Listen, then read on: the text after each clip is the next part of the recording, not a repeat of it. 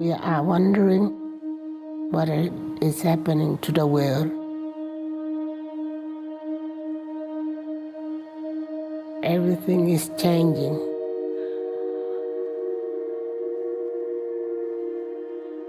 The very idea of human being some sort of natural concept is really going to change. Our bodies will be so high-tech, we won't be able to really distinguish between what's natural and what's artificial. Inside our own heads is the most complex arrangement of matter in the known universe. You might ask yourself, can we get to be superhumans?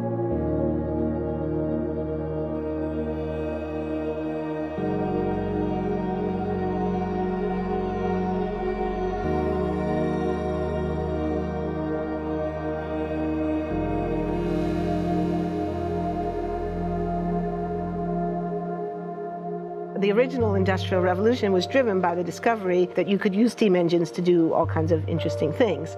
But that was followed by additional revolutions for electricity and computers and communications technology. We're now in the early stages of the fourth industrial revolution, which is bringing together digital, physical, and biological systems. One of the features of this fourth industrial revolution is that it doesn't change what we are doing, but it changes us. With the ability to visualize brain activity, for example, through a simple consumer-based EEG device, it gives us access to ourselves in ways that we've never before thought possible. It unlocks the black box that is the brain and enables us to really, truly be able to realize an identity that is aspirational. There's now a scientific foundation for the effects of mindfulness on the brain, on the genome, on biological aging. And when the human mind does know itself, then you get the potential for a new renaissance that restructures itself in terms of our relationship to life, our relationship to the planet, our relationship to work. We need a different economic model. And by that I don't mean capitalism versus communism.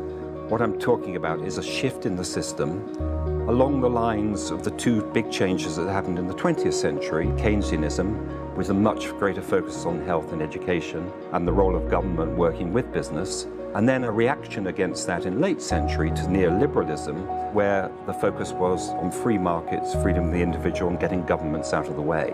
We need a shift to a new system that will allow us to meet the basic needs of every human on the planet, that will live within planetary means, that will be fairer, and that will be focused as its key goal, not on growth per se, but on maximizing human well-being. And history tells us that a values shift is triggered by creation of a new story about how we want to live. I see the circular economy as something which fits very closely with mankind's goal to be innovative and creative and to always progress. We can use asset tracking, we can use IT, we can use 3D printing to enable this different economic model to recover materials, feed them back into the economy, and really to decouple growth from the resource constraints we have. The reason we live in cities is not different today than it was 10,000 years ago. Even if we have got networks connecting us, we still want to have places where we meet in person. So this means the place where we work and the place where we live are much closer to each other, a city where we don't need to have big supply chains in order to produce things, where many things can be sourced locally thanks to 3D printing and robotics. So if we're able to do something to transform cities, to make them more efficient, then the impact can be huge. Think about the prospect of getting rid of plastics. We must not only be inspired or informed by nature, but actually use natural organisms with which to design products and building parts. Only instead of varying material properties, we're varying biological functionality. Design is critical today because it's the first signal of human intention. So the question of adding quality to quantity, it isn't a matter of simply circulating things that are potentially toxic.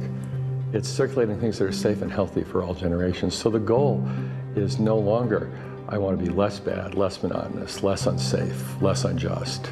It's really about a diverse, safe, healthy, and just world with clean air, clean water, clean soil, clean energy. Together we are fighting to preserve our fragile climate from irreversible damage and devastation of unthinkable proportions.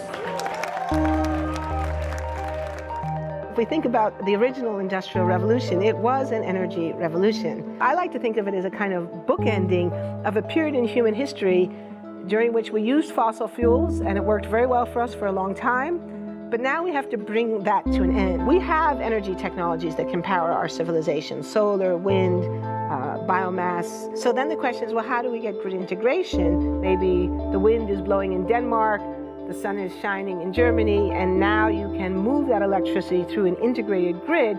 You can supply energy to everyone who needs it, and you can supply energy at all times.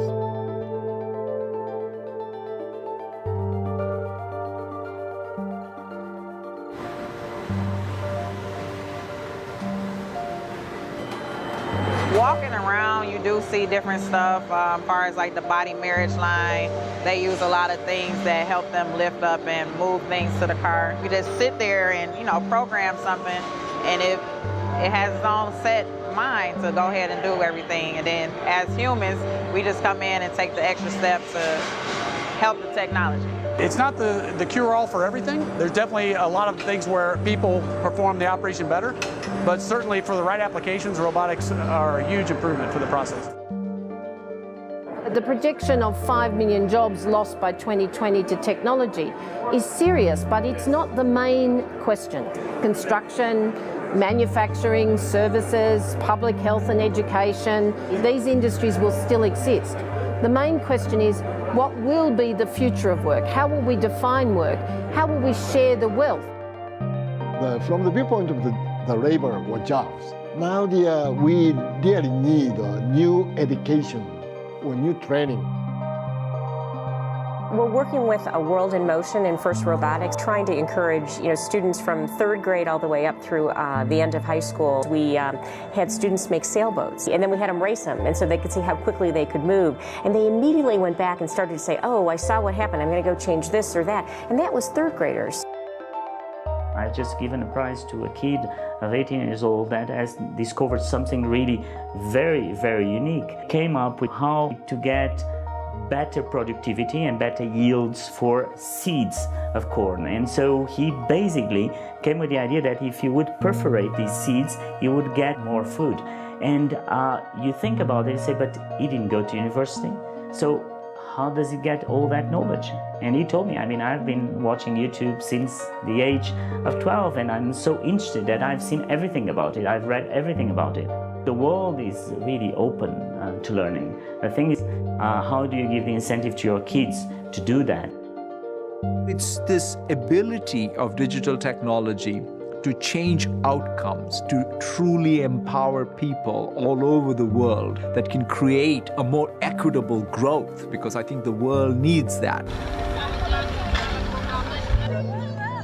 Fourth industrial revolution has the potential to make inequalities visible and to make them less acceptable in the future, and hopefully to gather and garner political support to take the necessary decision to reduce the gap. Humans have always been using tools, but because of the recent advances in technology, we're beginning to have machines that can augment us in all sorts of interesting ways. I was the first person in the world to be able to voluntarily move my legs while stepping in a robot by exciting the nervous system using electrical stimulators directly onto the spine. We believe that a cure will be possible if enough of the right people have the will to fast-track a cure for paralysis.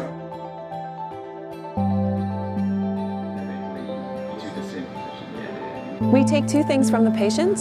First, we take a 3-dimensional X-ray, and we extract the 3-dimensional data out of that so we can make a perfectly shaped puzzle piece. And then we also take a sample of fat tissue from the patient so that we can extract the stem cells out of those. And we use those stem cells with this 3-dimensional scaffold that we fabricate, and after 3 weeks we have a piece of living bone that's ready for implantation. Being able to use genome editing to understand the genetic changes that lead to cancer, and technologies like drug delivery, getting molecules into particular types of cells. There's a lot of excitement about being able to move much more quickly on this disease. One of the things that I think is so essential to free and open societies is freedom of thought. And up until now, the conversation we've been having is around freedom of speech. Once we can access people's thoughts and access people's emotions, we have to create a space that enables people to think freely, to think divergent thoughts, to think creative thoughts. And in a society where people fear having those thoughts, the likelihood of being able to enjoy progress is significantly diminished. We need to take responsibility at every level of society, from the individual and the personal to the institutional to the global, to adapt to these technological challenges and changes which are redefining what it means to be human, what it means to work, what it means to be completely embedded in this world. People always ask me if I'm an optimist or a pessimist. The technology exists, but how do we get it and implement it at the scale we need at a price that people around the world can afford? Even though we have everyday problems we have to solve, we have to find a way to lay the foundations for the innovations of tomorrow.